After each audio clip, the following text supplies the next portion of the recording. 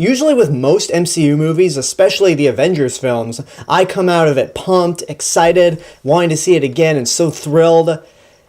This time, not so much. But that doesn't mean it's bad. No. Let's just start the review.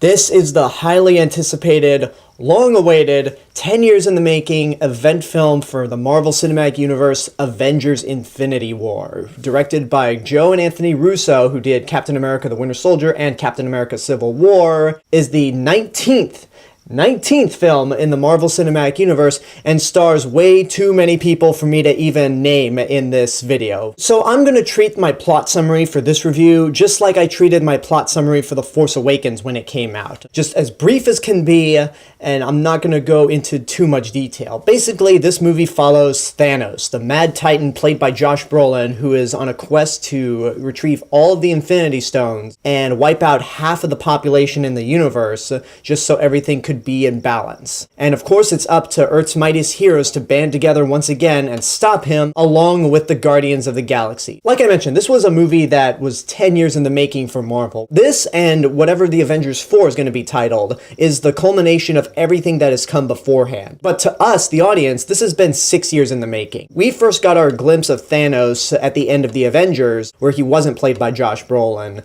and then we got a real good look at him in Guardians of the Galaxy, and then in a mid-credits scene in Age of Ultron. Throughout several of the movies here and there, they've kind of talked about Thanos and built him up to a certain extent, mainly in Guardians of the Galaxy Volume 2, where we've been told stories by Gamora and Nebula about how menacing Thanos can be. And throughout this whole time, we were just waiting for that shot for Thanos to come in and be the film's main villain. And I'm just gonna cut to it right now.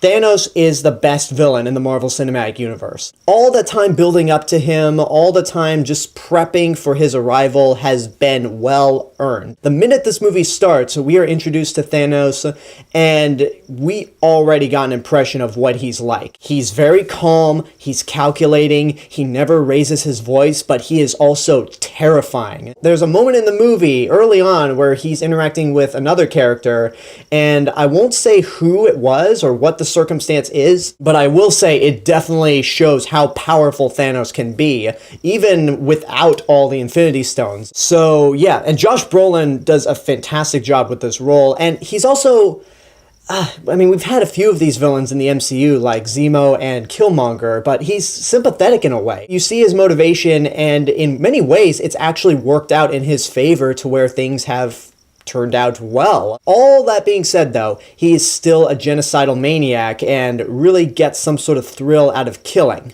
most of the time. I'll leave it at that right there. And Marvel has always said that this was going to be Thanos' movie, and they really weren't lying, because he gets the most character development, he's the main focus of the film and the entire driving force. All the other characters in the film don't get that much time for development whatsoever, and in normal situations this would just drag the movie down completely, that it doesn't really develop our main heroes the way it does our villain.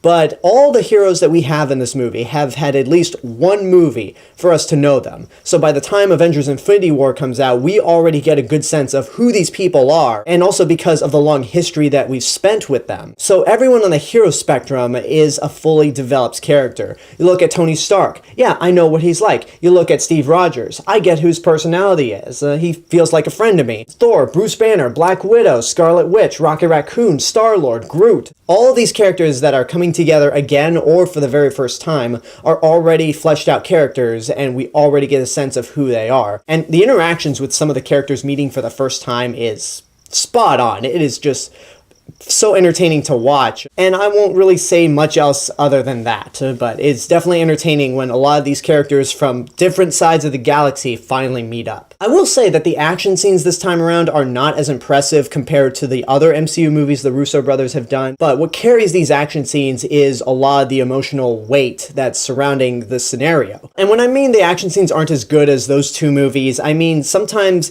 the filming of them is not that well done, mainly because the Avengers are fighting fully CG characters and not real people like in Winter Soldier or Civil War. But the Battle of Wakanda, Man, I will not say anything else besides wow. Despite what I had to say about the action scenes not being as good in here as they are in those two other movies I mentioned, this one actually is a step up from the airport battle in Civil War. I never thought that they could top what they did in Civil War, but holy shit, the Russo brothers have done so. And the Russo brothers have really managed to prove themselves as the main guys for the MCU. I always love and appreciate what Joss Whedon did for the Avengers, and even to an extent Age of Ultron, but the Russo brothers just have this down. They've made the more serious movies, they made the darker films that still carry a lot of comic relief to it without it feeling forced and out of place. And I gotta say, with bringing the Guardians of the Galaxy into the Avengers, because this is the first time the Guardians are in a movie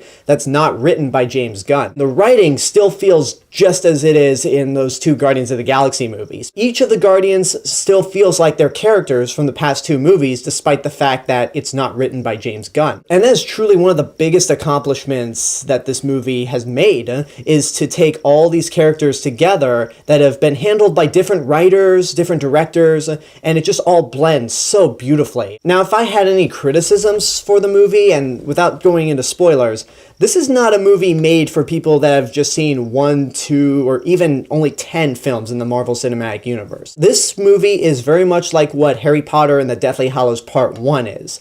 It's a movie made for the people who have been keeping up with this series, with every movie, know every little reference, and, I mean, if you go into this movie and you've only seen half of the MCU movies, this is not the movie for you. Like, they should have somebody standing at a door saying, have you seen all the Marvel Cinematic Universe movies before Infinity War? All right, come on in. Oh, you haven't? Get the fuck out. This is not your movie. But other than that, I don't have much else to say. This is a true accomplishment for Marvel. They proved to themselves that they really did pull this off. Some people are going to be a little downed by the ending, and trust me, it is an absolute downer, no question about it. But if I'm going to give this a little leeway, just like with Harry Potter and the Deathly Hallows Part 1, this movie is technically part 1 of a 2-part story. So much like with Deathly Hallows Part 1, it just ends where it does.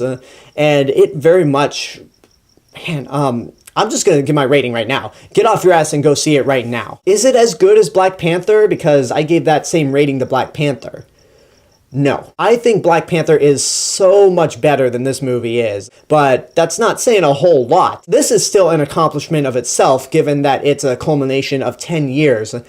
And I definitely cannot wait to see it again. Although I don't think it's going to have the same rewatch value the way Black Panther did, because this movie is such a downer. But yeah, get off your ass and go see it right now. But again, you need to have seen all of the other movies beforehand, even if that requires you watching Iron Man 2 and Thor: The Dark World, which are two of the lesser movies. And that's my spoiler-free review for Avengers Infinity War. I will be back for my spoiler-filled review with Adorkable Rachel, where we feature a bunch of Stardust reactions. And in the meantime, go actually subscribe to Adorkable Rachel. She has a fantastic YouTube channel. I met her through a Stardust event. She's working on her own reviews for Avengers Infinity War, and I'm going to be on her channel to talk about spoilers for Avengers Infinity War. So consider it like 2 spoiler reviews on 2 different channels. And yeah, just keep your eyes open for that. And until then, I hope you enjoyed this review. Leave a comment down below and tell me what your thoughts are on the movie, if and when you've seen it. And as always, this is the real Mr. Robinson telling you there is only one.